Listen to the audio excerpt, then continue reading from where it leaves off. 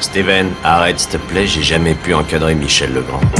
Salut c'est nos ciné, votre rendez-vous avec le cinéma, qu'il faut finalement peu de choses pour être heureux, un nouveau générique par exemple, ou encore quelques idées de mise en scène à se coller sous l'œil, un ou deux acteurs dignes de ce nom, voire tant qu'à faire un grand artisan de la réalisation aux commandes des caméras. On ne demande pas grand chose finalement, et donc quand on nous offre tout d'un coup, on ne boude pas notre plaisir. Aussi c'est avec un certain frétillement que nous attendions Bienvenue à Marwen, nouveau film de ce bon vieux Robert Zemeckis avec en tête d'affiche le merveilleux Steve Carell, un menu des plus alléchants qu'on va déguster en compagnie du trio de miniaturistes de la critique réunis ici à l'antenne Paris, Rafik Djoumi, salut Rafik. Salut ma belle. Julien Dupuis, salut Julien.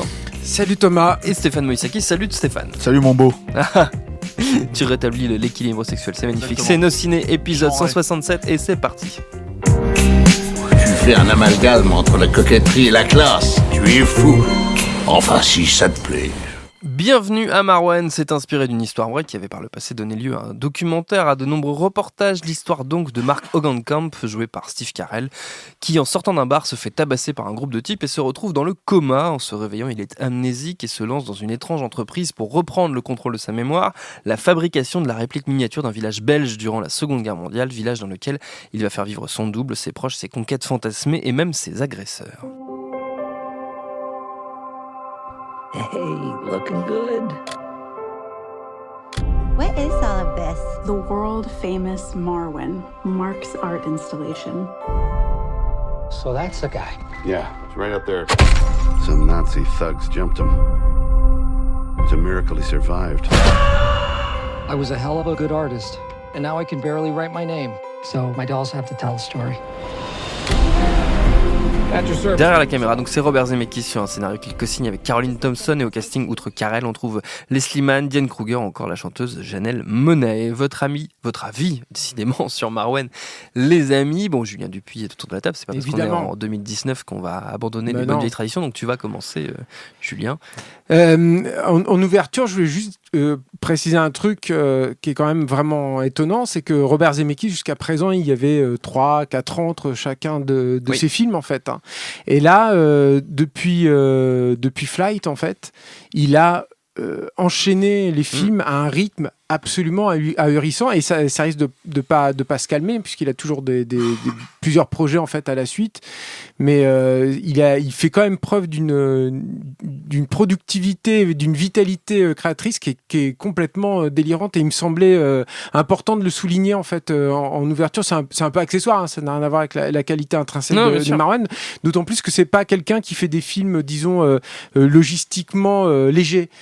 C'est pas voilà, il fait c'est compliqué quoi, les films de Robert Zemeckis, c'est des films qui sont techniquement au niveau de la production et tout, c'est lourd quoi, et je trouve ça moi c'est galvanisant, je suis extrêmement heureux parce que c'est évidemment un réalisateur que j'adore, mais ça m'étonne quand même quoi, je trouve ça hallucinant qu'il arrive à enchaîner, à enquiller comme ça. Il rentre dans une logique à la Spielberg. Les films les uns après les autres, c'est vraiment étonnant, mais il est même plus productif que Spielberg aujourd'hui, qui quand même, entre ces séries où il fait des 3 films en même temps quasiment, se laisse quand même des laps de temps relativement longs. Lui, ça a l'air quand même pour l'instant ininterrompu. Voilà. Donc ensuite, en ce qui concerne Marwen, c'est encore une fois un film vraiment passionnant. Déjà de façon la plus basique possible. Ce qui est vraiment intéressant, c'est que c'est le film où il réconcilie ce qui a été au niveau de son mode opératoire, les 2 grands pans en fait de sa filmographie, qui sont d'une part le cinéma traditionnel et puis d'autre part le cinéma virtuel, un peu comme ce que Spielberg a fait cette année avec Ready Player One. Et si je parle de Ready Player One, ce n'est pas un hasard, parce que moi je pense, c'est comme ça que j'ai vu le film, il y a vraiment de ça en fait dans Marwen, c'est-à-dire que oui, c'est adapté de l'histoire vraie de ce bonhomme, et donc par extension du documentaire qui en avait été tiré. Il y a évidemment une approche et un traitement sur la folie, etc. Mais je pense qu'avant tout, c'est ce que nous raconte vraiment Marwen, c'est comment tu canalises toutes tes psychoses, tes craintes, tes peurs à travers ton art, en te projetant en fait dans un univers imaginaire dont tu es le maître maître total et absolu. Enfin, ça ne pouvait que parler à un cinéaste. Bah évidemment, et alors surtout ce qui est intéressant, il te le signale dès le début, c'est-à-dire que le personnage il fabrique cette maquette à l'intérieur de laquelle il va se projeter, mais le biais pour Zemeckis de te faire rentrer en fait là-dedans, c'est surtout à travers ses photos en fait et son rapport à l'objectif, à la caméra et comment lui il pénètre en fait dans cet univers en rentrant littéralement à l'intérieur de l'image qui est filmée, qui est captée par l'appareil photo. Et du coup, il y a quelque chose de très intéressant mais qui ressemble aussi à Ready Player One. Il y aurait vraiment une étude comparée poussée à faire, en fait, je pense, entre les deux films sur la façon dont tu traites le réel et tu es plus contraint en fait dans le réel par la physicalité du lieu, la lourdeur de la caméra, etc. Et ce qui est assez marrant, c'est qu'il n'hésite pas non plus à te faire un long plan séquence fixe à un moment clé d'histoire. Et à côté de ça, il y a une caméra qui est nettement plus libre, nettement plus mobile, nettement plus réactive par rapport à l'action quand tu te retrouves dans ce monde fantasmé et fantasmagorique. Et il y a autre chose aussi moi qui me plaît énormément dans Marwan, c'est le côté malpoli en fait de Zemeckis, qui est pour moi quelque chose qui est là depuis le début en fait, qui a toujours été là. C'est un mec qui a un vrai pet au casque, un Zemeckis, et qui l'assume totalement. D'ailleurs là, encore une fois, je pense que s'il se projette lui-même dans le personnage de Steve Carell, enfin c'est ma lecture en fait du film, mais c'est logique. C'est-à-dire qu'il a un côté, il faut se souvenir d'où il vient. C'est un geek qui n'avait pas, qui était bizarre en fait. Il a un côté un peu sociopathe, je pense, Zemeckis. Et le corollaire en fait de ça, c'est que dans son univers fantasmé, c'est quand même vraiment déluré quoi. C'est-à-dire que le côté rotomane de Zemeckis, il est bel et bien traité là et de façon absolument pas, il s'en cache pas quoi. C'est-à-dire que voilà, je suis même étonné que le film n'ait pas fait, qu'on se retrouve pas à la base de critiques bas du front qui nous diraient que c'est femmes objets ou des choses comme ça voilà. Dans le film, parce que c'est pas disons que le film pourrait prêter le flanc à de telles critiques parce qu'il en a rien à foutre en fait, il se préoccupe pas de ça, mais du coup il y a un érotisme sous-jacent comme souvent chez Zemeckis d'ailleurs, et aussi une violence qui reste très correcte, disons qui reste acceptable, mais si on regarde dans le détail en fait c'est super gore en fait comme film, c'est super radical, c'est pas super gore, mais enfin on sent que il aime les premiers Peter Jackson et voilà, il y va franco de bord. Tout ça pour dire que il y a le film tel que je viens de vous le présenter, je pense. Après, je verrai ce que mes collègues en disent. Et il y a la façon dont on vous le vend. Donc, ne vous laissez pas avoir par la façon dont on vous le vend, parce que j'ai vu l'affiche, même le titre français Bienvenue à Marwan, etc. Où on essaye de capitaliser en gros sur ce qui lui reste un peu à Zemeckis, parce que le film est dans la course aux Oscars, même si à mon avis, il n'aura rien. C'est un film trop iconoclaste, trop fou, trop bizarre, trop étrange, encore plus bizarre et étrange que ne l'étaient ses précédents films. Et l'affiche n'est absolument pas du tout représentatif de ce qu'est le film. Ça reste un film complètement taré, un de ses plus fous, qui en plus il y a un des aspects fous en fait du film, c'est que c'est un film tout petit, très intimiste, mais qui fait preuve quand même d'une imagination complètement débridée et assez énorme. Voilà. Graphique. Moi, je suis toujours très très agréablement requinqué lorsque, en sortant d'un film, je me demande, mais qui d'autre aurait pu le faire ? C'est généralement la preuve qu'on a affaire à quelque chose qui a tout simplement une patte, quoi.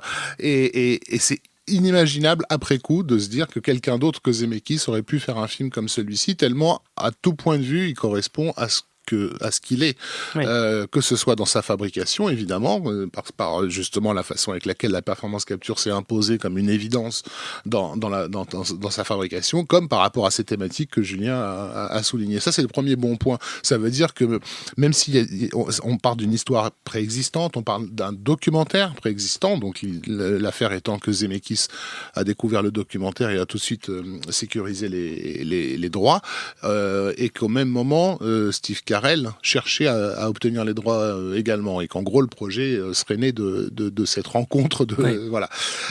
Donc il y a déjà une histoire qui nous a été racontée autour de Marwan Call. Et de voir comment Zemeckis se l'est complètement approprié à un point où on se dit mais c'était impossible que quelqu'un d'autre puisse le faire. Ça c'est le premier point. Le deuxième, je le trouve extrêmement bien raconté dans la façon avec laquelle il rend évident des choses qui sur le papier sont très délicates. Ne serait-ce que cette idée du monde imaginal qui sert d'interface entre la conscience profonde du personnage et le monde et le monde réel. Je pense qu'un spectateur qui déboule en ne connaissant absolument rien, parce qu'au départ, c'est un film qui est fait pour des gens qui n'ont pas vu le documentaire, qui connaissent pas David Hogenkamp et qui savent pas quel est son problème et comment il a résolu son problème, quoi. Mais la façon, la mise en scène te porte, et notamment, je pense que le début est très parlant à ce niveau-là, puisqu'on démarre directement dans le monde imaginal, dont on commence progressivement à repérer les inexactitudes, en fait. C'est-à-dire que ça pourrait presque être un film normal, avec un avion au-dessus d'une forêt, etc., qui tombe, etc. Sauf que dès que le personnage apparaît et qui met ses pieds dans la boue, on remarque au niveau de la boue qu'il y a quelque chose qui déconne, c'est pas tout à fait réaliste, et lorsqu'il arrive devant les soldats allemands et que certains d'entre eux sont tués, ils tombent exactement comme le tomberaient des poupées, c'est-à-dire totalement immobiles, et là il y a une espèce de sidération progressive du spectateur dans l'idée qu'il est en train de regarder depuis le début des poupées qui s'animent, et si tu veux, par sa mise en scène, il te conditionne à accepter un principe de transfiguration du réel par l'imaginaire du héros qui est pas simple du tout. Et j'ai pas le souvenir non plus qu'avant la moitié du film, le héros dise que ces poupées sont des répliques des gens qu'il connaît. On l'a déjà compris. Et tous ces éléments-là sont déjà intégrés dans le récit. C'est ce qui nous rappelle que Zemeckis était aussi, avant d'être un cinéaste de renom, a d'abord une carrière de scénariste, quoi. C'est quelqu'un qui sait vraiment par quel bout prendre une histoire et par quel bout l'intelligence du spectateur va lui permettre d'avancer et de poser ses pions. Il fait très confiance à l'intelligence du spectateur. Donc ça, c'est aussi une des choses qui m'a vraiment séduit. Je trouve que un des points admirables justement du film dans le travail dans le monde imaginal, déjà, c'est d'avoir réussi à visuellement le séparer du monde réel par des jeux de focale très subtils. Il y a une grande profondeur de champ quand on est dans le monde des maquettes, par exemple, mais en même temps une grande profondeur de champ qui est contrariée par les effets de tilt-shift qu'on a souvent quand on filme des jouets ou des maquettes, en fait. Il y a toujours un problème voilà. Alors que quand on est dans le quotidien de Marc, le rapport entre lui et l'environnement est beaucoup moins marqué qu'il ne l'est dans le monde imaginal. C'est très subtil, mais c'est bien fait. Et alors là où c'est vraiment génial, je trouve, c'est d'avoir réussi à trouver l'équilibre parfait pour que ces poupées soient vivantes tout en restant des poupées. C'est-à-dire où on reconnaisse les comédiens, on reconnaisse leur jeu, et en même temps, à aucun moment on doute du fait que ce soit du plastique qu'on a sous les yeux. Et ça, c'est vraiment, faut le voir pour voir à quel point ça a été un point hyper délicat. Donc, tout ça me rend extrêmement joyeux. J'ai néanmoins quelques petites réserves, alors elles sont finalement assez minuscules. Je trouve que le film manque un peu de spectaculaire, et pas forcément par rapport aux scènes qui se passent dans Marwan Call, mais paradoxalement par rapport aux scènes intimistes. Par moments, elle me semble trop intimiste, en fait, et de la part de Zemeckis. Enfin, je sais qu'il y a beaucoup de scènes intimistes dans un film comme, comme Forrest Gump, par exemple, qui n'ont pas donné l'impression d'être aussi resserrés, de coincer comme ça vraiment les comédiens, à 2-3 exceptions près. J'ai quand même l'impression parfois que c'était presque tourné à l'économie. Et c'est voulu, hein, moi je pense. oui, pour marquer encore une fois la distance avec le monde imaginal. Mais bon, Mais même dans le cadre et dans la conception des décors. Enfin, je pense de sa maison à l'intérieur, etc. Oui, elle est un peu étouffante. T'as des choses dans le cadre qui sont là pour encadrer, emprisonner encore un peu plus les personnages. Quoi. Bon, à titre personnel, j'aurais préféré que ce soit plus aéré. Et l'autre point, bon, c'est vraiment minime. Hein, je trouve que l'objet de son traumatisme, en fait, est traité un peu de façon caricaturale. Neil Jackson, qui joue l'agresseur, aka le nazi dans son monde imaginal, c'est vraiment nazi, c'est-à-dire que dans la vie réelle, c'est aussi nazi. Oui. Et si on ne gardait que les scènes qui le confrontent à ces personnages, hein, qui sont très peu dans le film, ça serait caricatural. Alors je comprends qu'il a décidé de pas s'intéresser à ce perso et que du coup il a besoin que son impact soit immédiat, que le spectateur à aucun moment ne doute que c'est vraiment un fils de pute, de bâtard, d'enculé qu'il a en face de lui. Surtout que c'est pas vraiment lui l'antagoniste. Oui, mais c'est pas le vrai truc qu'il a à gérer en fait. Et encore une fois, le personnage n'est pas important, mais j'ai trouvé que c'était un peu rapidement torché quoi à ce niveau-là. Voilà, après j'ai plein d'autres trucs que j'adore dans le film, mais Stéphane a certainement des tas de choses à nous dire. Stéphane. Moi, l'aspect caricatural, je trouve que c'est un truc qui est assez récurrent chez Zemeckis, et y compris dans ce film. Je me concentrerai pas que sur ce personnage-là. Je trouve que même quand il est, mais à la limite, c'est pas très grave, en fait, encore une fois, mais parce que c'est pas ce qui me pose problème dans le film. Mais quand on est dans le monde de la performance capture, quand on est avec ces marionnettes, il y a un côté, je cite les films de guerre des années 50, si tu veux, hyper poussé, qui me semble à la fois référentiel, mais aussi beaucoup trop marqué en fait pour te faire justement comprendre que t'es pas dans t'es dans sa tête et t'es pas dans le vrai monde. Donc du coup il y a tout un... Mais ça c'est un truc qu'il a... Enfin...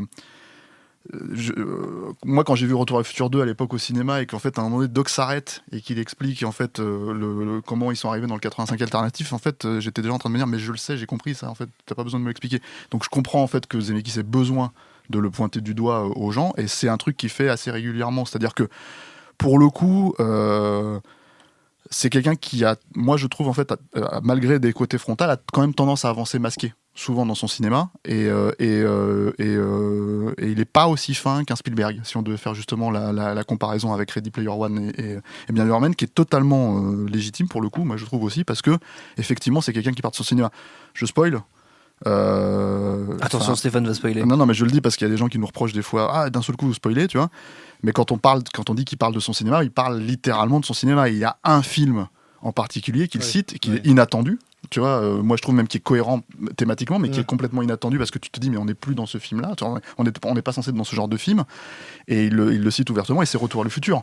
Et ce qui est intéressant, c'est que c'est le film qu'on lui demande tout le temps de reciter, bien et sûr. il le cite. Je veux dire, je pense qu'il n'y a aucun fan qui attend qu'il fasse un Retour à le futur 4 qui s'attend à ce qu'il le réexploite comme ça. En fait, je pense que c'est là aussi où la comparaison avec Ready Player One est vachement. Et c'est ce qui rend le film. On précise que c'est inattendu, mais logique dans le déroulement du récit. C'est logique dans la thématique, c'est logique dans le déroulement du récit, et c'est logique dans le film qu'il essaye de faire, et quand il a des choses à dire sur lui, parce que effectivement la problématique de la façon dont le film est vendu, c'est qu'il est vendu comme un Steve Carell, c'est-à-dire qu'il y a Steve Carell le comique, et il y a Steve Carell le comique dépressif qui fait des trucs comme moi j'ai des films pas possibles comme Little Miss Sunshine ou comment ça s'appelle, j'attendais celui-là. Non mais ou Dan in Real Life, je les ai vus ces films, c'est ça aussi le truc quoi, c'est que c'est aussi pour ça que j'en veux au monde entier. Voilà, et jusqu'à ce que la fin du monde nous sépare, ou ce genre de truc où en fait t'as envie de dire t'as pas besoin t'es un excellent acteur, t'as pas besoin de jouer le dépressif pour gagner un Oscar quoi. Et ça aurait pu être ça le film si c'était pas Zemeckis qui avait fait le film, ça c'est une évidence en fait, vu le sujet, et le truc en fait c'est qu'il y a cette logique en fait d'utiliser l'imaginaire. J'ai dit imaginaire moi, Rafik, mais le truc, il y a une logique d'utiliser l'imaginaire là-dedans en fait, si tu veux, en termes de mise en scène, pour te faire comprendre ça. Ça, en général, effectivement, on le voit aujourd'hui, surtout déjà auprès de la critique, et puis peut-être même auprès d'une certaine partie du public, mais je pense moins. Ça passe ou ça casse en fait. Et là tu peux pas lui reprocher ça, c'est-à-dire qu'à Zemeckis tu peux pas lui reprocher ça, comme tu peux pas reprocher à Spielberg de faire ça avec Ready Player One. Un autre réalisateur en fait sur Ready Player One, on n'aurait juste pas traité le monde, où il l'aurait traité comme quelque chose sur un écran d'ordinateur ou dans la vision, dans le casque de réalité virtuelle, ce genre de choses. Non, les mecs ils plongent dedans, ils ont un univers à créer, ils le font avec, comment dire, moi je trouve des fois l'aspect un peu caricatural qui va avec, mais qui existe en fait et qui est immersif, et ça c'est très important.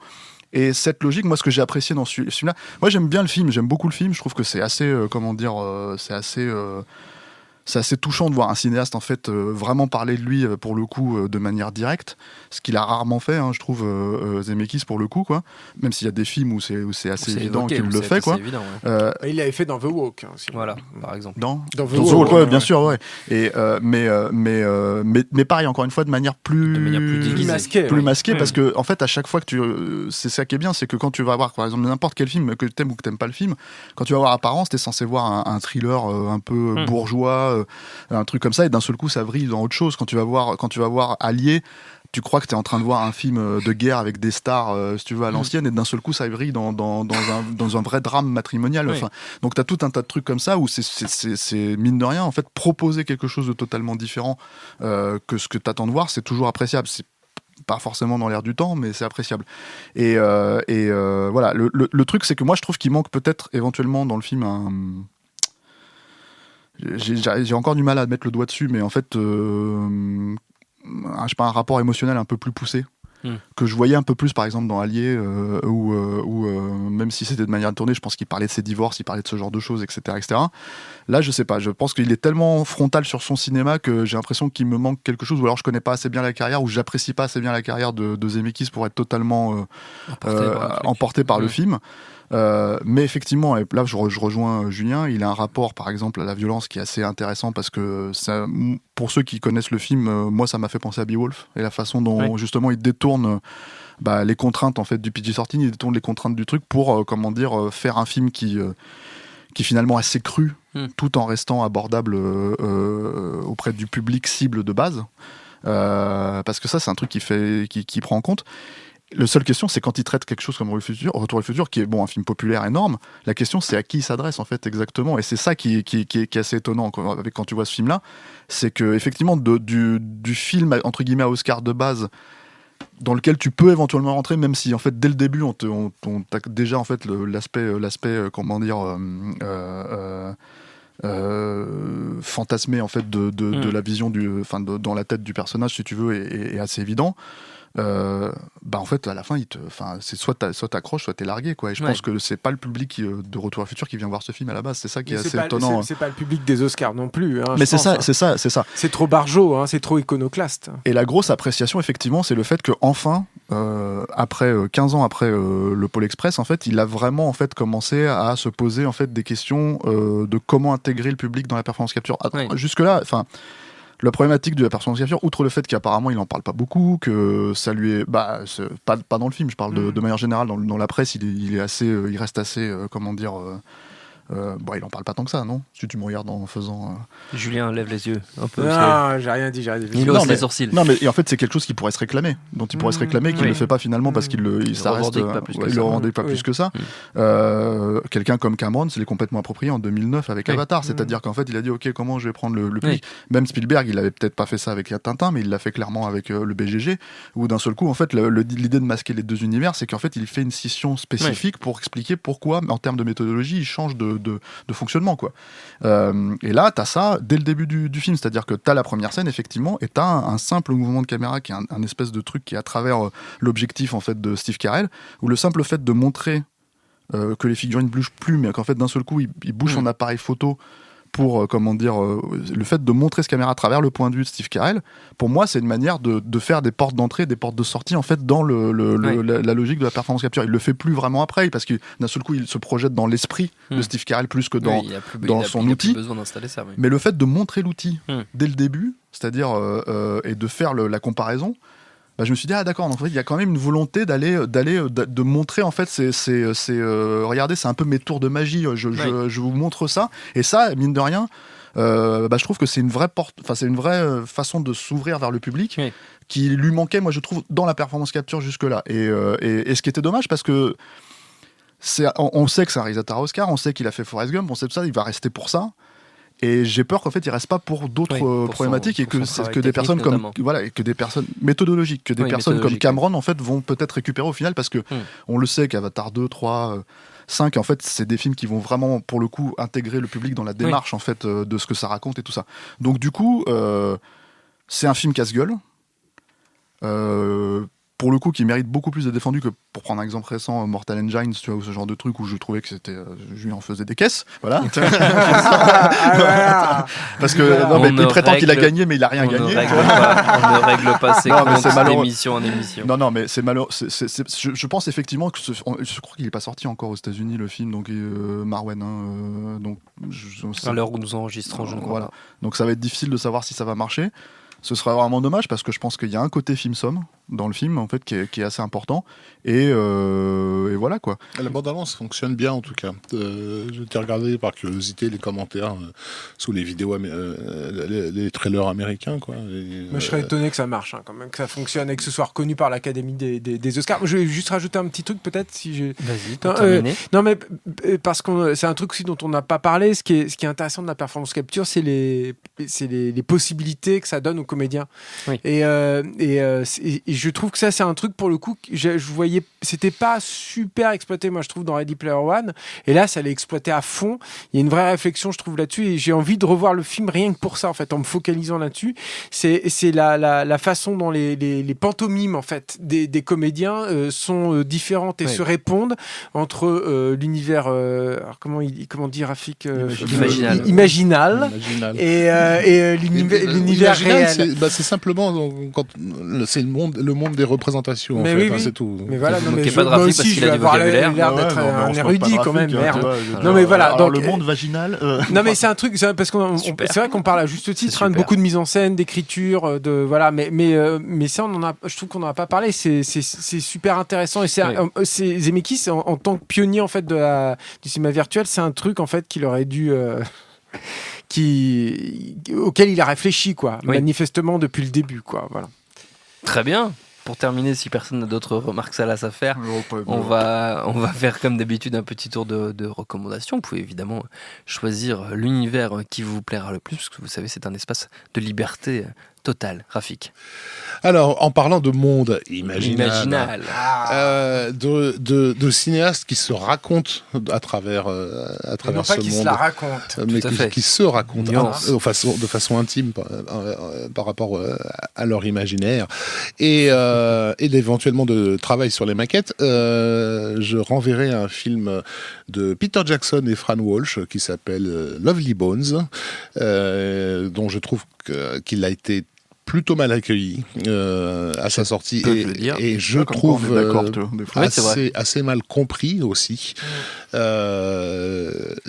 donc je pense que Peter Jackson et Fran Walsh auraient pu faire Marwen. Tu disais c'est vrai, je pas, c'est vrai. Eux, totalement. Et d'ailleurs, il y a un écho aussi avec Heavenly Creature dans cette réappropriation de tes phobies par l'intermédiaire de miniatures. Et donc dans un film dans lequel il y a justement tout un travail sur ce que représente ce monde des représentations par rapport à nos névroses et à nos aspirations. Et qui est plus intéressant que Hérédité, qui est un film que j'aime bien par ailleurs, mais on en a fait des caisses là-dessus sur Hérédité, alors que tous ces films-là sont quand même plus intéressants. C'était hyper bien Hérédité arrêté. C'était pas mal, moi j'aime bien Hérédité, mais voilà, tu as la différence. Donc voilà, la deuxième partie. Je recommande un nouveau visionnage de Lovely Bones à l'aune de Marwen. La vision de Marwen, tout à fait. Julien. Écoute, en fait, il avait pas travaillé avec Universal depuis un autre film qui est Zemeckis, J'avais compris. Jackson, ni Thomas Rozek. Depuis. Moi, je travaille assez peu avec Universal. Voilà, c'est ça. Mais il avait pas travaillé avec Universal depuis un autre film qui est qui est vraiment hyper intéressant sur son rapport à la violence graphique et son goût pour la violence graphique, et je pense qu'il vient de son amour pour les DC Comics, les Tales from the Crypt, tous ces trucs-là, qui est La mort vous va si bien, qui est un film qui a un pet au casque définitivement, qui est bien saboté pour le coup aussi, qui est un film le seul film Universal dont la bande-annonce ne contient aucun plan du film, mais que des scènes coupées dans la bande, et qui est un film qui travaille sur comment dire, le corps meurtri, mais de façon pas gore, en fait. C'est rien que pour ça, c'est un film totalement atypique. J'ai du mal à revoir des exemples, à part dans le cartoon américain, peut-être. Mais il y a un truc, en fait, là-dedans, dans La mort va si bien, qui est vraiment désagréable, qui te fout mal à l'aise, avec des os qui ressortent, en fait, de la peau, par exemple, et qui, en fait, je trouve... particulièrement éloquent de ce goût en fait de Zemeckis pour je pense qu'il vient encore une fois du cartoon, des DC Comics, etc. pour ce qu'on appelle le gore. Enfin c'est plus large que ça en fait, mais il y aurait quelque chose à créer là-dessus, voilà. Donc il y a un autre parallèle peut-être à créer là-dessus. Un des films les plus documentés sur ce que c'est que la vie de star à Hollywood aussi, hein. Tout à fait. Stéphane. Bon, alors, moi, tes histoires de recommandations, ça commence un peu à me fatiguer, tu vois, Thomas Rozek, parce que le truc, c'est qu'il faut être honnête, on a fait combien d'émissions en tout? Officiellement, c'est la 168, mais en vrai, on a enregistré plus de 300 émissions. Voilà, et donc, moi, j'ai bien dû en faire 150 facile. Voilà, donc, au bout d'un moment, moi, je suis pas une machine, hein, tu vois, je peux pas recommander comme ça. En plus, c'est la nouvelle année. On commence, voilà, nouveau générique, tout ça. Donc, en fait, j'introduis une nouvelle, tu vois. Une nouveauté, une obligation, en fait, même en ce qui me concerne, en tout cas, tu vois. Je vais recommander le même film pendant toute l'année. D'accord. Voilà. Donc là, en fait, je réfléchissais, tu vois, j'étais en train de me dire quel film mériterait d'être recommandé, en fait, chaque émission. Il faut que j'ai trouvé, j'ai cherché, j'ai longtemps cherché. Et là, je me suis dit, bon, alors attends, Steve Carell, il était dans Anchorman. Anchorman, il y avait Danny Trejo dans Anchorman, tu vois, parce qu'il faisait un barman, tu vois, et Danny Trejo, évidemment, tout le monde pense à Anaconda, qui est quand même le père de la performance capture, parce que tout le monde sait que Jon Voight joue Jon Voight, mais il joue aussi le serpent dans le film. C'est lui qui jouait le serpent, on est d'accord, tu vois. Donc voilà. Donc en fait, et en plus c'est un film qui quand même déjà en fait posait un petit peu les bases de la logique de la performance capture et de comment en fait Jon Voight qui bouffe Jon Voight, enfin Jon Voight en serpent qui bouffe Jon Voight, c'est un peu, c'est en gros, si tu veux, c'est un peu cette espèce de démonstration comme quoi Jon Voight bouffait sa propre carrière déjà, si tu veux, il faisait déjà oublier en une seule performance, double en l'occurrence là, tous les Oscars qu'il a gagnés auparavant pour finir par devenir ce magnifique acteur. Ce morceau de viande mâchée. Voilà. Et je viens parler de gore, de machin. Il cherchait un film où il y avait en fait comme ça une destruction du corps, une destruction de la viande. Anaconda. Voilà. Okay. Donc Anaconda qui propose aussi un monde vaginal lui aussi, puisque la bouche de l'Anaconda est quand même assez. Voilà. Donc Anaconda, je vous conseille Luis Loza, qui 1997. Qui avait fait le spécialiste. L'expert, pardon. Avec Stallone, mais c'était moins bien quand même. C'était moins bien qu'Anaconda, quoi. Voilà, Anaconda, c'est un très beau film aussi sur le matriarcat. Mais moi aussi, 3 fois. 3 fois. Voilà, j'ai le Blu-ray. J'attends le Criterion qui est toujours pas sorti. Donc voilà. Donc Anaconda. Toute l'année Anaconda. Toute l'année Anaconda. Si j'y arrive de temps en temps. Le Prédateur, non, parce qu'il faut quand même respecter l'œuvre. Le premier parce que le 2, Anacondas. Avec un S, là, qui est réalisé par Dwight H. Little. 200. C'est pas bon, on a beaucoup exagéré sur la qualité de ce film. Tu vois, donc là, c'est Anaconda, le prédateur, effectivement. Le vrai, quoi. Le vrai, l'unique. Peut-être que je changerai de temps en temps pour un autre film, on verra. Hein, je m'autorise ça, je fais ce que je veux. Mais je pense qu'en fait, qu'on va quand même rester. Crée des règles et les brise dès l'instant où il les crée. Dès la première émission. Mais voilà, Anaconda, Ok, donc ce sera une année qui a gagné 8 Oscars quand même, il faut le rappeler aussi. Une année placée sous le signe de l'Anaconda. Anaconda. Ok, très bien. Ça promet une belle année 2019. Notre temps est écoulé. Merci à tous les trois. Merci à Jules à la technique. Merci à l'antenne Paris pour l'accueil. Rendez-vous sur binge.audio, le site de notre réseau de podcast Binge Audio, pour retrouver toutes nos émissions, le programme des prochaines, les dates d'enregistrement en public si vous voulez venir nous voir. Puis en attendant, on vous dit à très vite. Je préfère partir plutôt que d'entendre ça, plutôt que d'être sourd. Binge.